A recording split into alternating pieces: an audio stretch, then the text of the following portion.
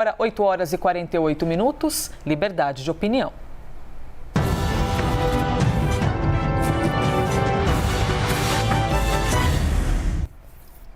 Hoje é um dia bastante importante, bastante estratégico do ponto de vista de negociações entre ucranianos e russos, porque nesta quinta-feira, dia 10 de março, o ministro das Relações Exteriores, Sergei Lavrov, se encontrou com o chanceler da Ucrânia, Dmytro Kuleba. A ideia seria um cessar-fogo, não é? O mundo tem esperado que isso ocorra e que venha por parte de seus líderes, tanto os ucranianos quanto os russos.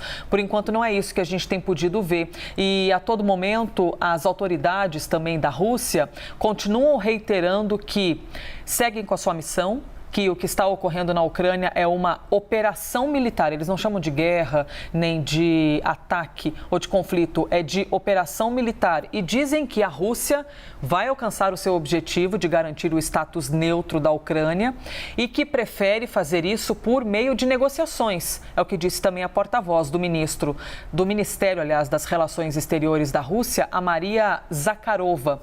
Segundo Zakharova, os objetivos de Moscou não incluem derrubar o governo da capital Kiev. Vejamos. Специальной военной операции, защита жителей ДНР и ЛНР, демилитаризация и денацификация Украины. Устранение военной угрозы России, которая исходит с украинской территории из ее освоения странами НАТО соответствующим образом и накачки оружия. В ее задачи не входит ни оккупация Украины, ни разрушение ее государственности, ни свержение действующей власти. Она не направлена против мирного населения. Vamos às opiniões aqui após esses posicionamentos. Eu citei para vocês, então, as palavras da representante, né? Você acabou de ouvi-la, da representante do Ministério das Relações Exteriores. Hoje ocorreu, então, essa nova rodada de negociações entre Rússia e Ucrânia e, dessa vez, os negociadores foram os próprios chanceleres de cada país. O que já mostra um avanço, Boris Kazoy, de termos visto os próprios chanceleres negociando, apesar de as respostas pós-reunião não terem sido tão esperançosas assim? Bom dia, Elisa. Bom dia, Molica. Bom dia a todos. Olha, essa foi a primeira reunião de verdade. A reunião daqueles dois grupos de negociação era para inglês ver, eram dois grupos que não tinham representação nenhuma e nem autorização para ir mais adiante nas negociações. É um jogo de xadrez. O que você acabou de ver e ouvir com essa senhora, a porta-voz do Ministério de Relações Exteriores, porta-voz do governo russo, é uma tática russa velha, antiga, empregada do uso da mentira. A mentira é um instrumento diplomático russo. Lembra que o primeiro-ministro, que o presidente Putin disse em resposta aos temores do Ocidente, da Inglaterra, da França, etc., que de jeito nenhum aquilo era um exercício, que não haveria invasão nenhuma, gozou o presidente americano, enfim, a mentira é um instrumento. O Lavrov, até o ministro de Relações Exteriores, que mente sem contrair, ele tem prática, né? Ele tem, é um homem que está há muitos anos na chefia da diplomacia russa, 14, 15 anos, não mexe um músculo do rosto, fica sério.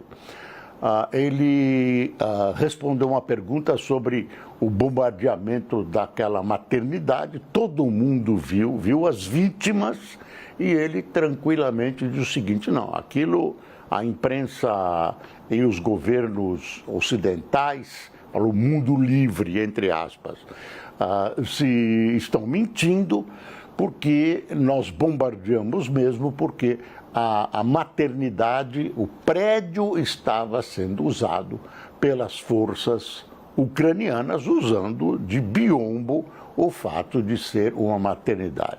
Claro que era uma tremenda mentira, desmentida pelos fatos, pelas notícias, pelo que assistimos na televisão, pelas fotos das primeiras páginas dos jornais. Começou um jogo de xadrez delicado, e eu, antes de terminar, queria me referir a um artigo que está aqui na minha mão, reproduzido pelo Estadão, que é do New York Times, do Thomas Friedman. Eu só vou dar o título. Putin não tem saída. Isso realmente assusta. Derrota humilhante pode dividir a Rússia e criar uma guerra pelo poder em um país com 6 mil ogivas nucleares. Quer dizer, está em jogo também o presidente Putin, o ministro Lavrov. Quer dizer, a Rússia precisa apresentar um resultado. Para a Rússia invadir e dominar a Ucrânia, ela precisaria de 150 mil soldados, no mínimo, num estado hostil. Então, dinheiro para isso não há. E agora nós vamos ver como é que vão se desenvolver as negociações. Há um equilíbrio, a Rússia está apanhando para burro, está levando na cabeça grandes retaliações que ela não esperava e ela aparentemente está amainando as suas declarações e as suas posições. Será que as posições também? Não sei.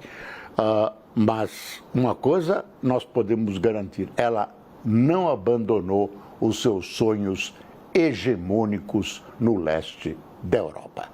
Elisa, é com você. Boris Casoy, obrigada, viu, pela primeira opinião.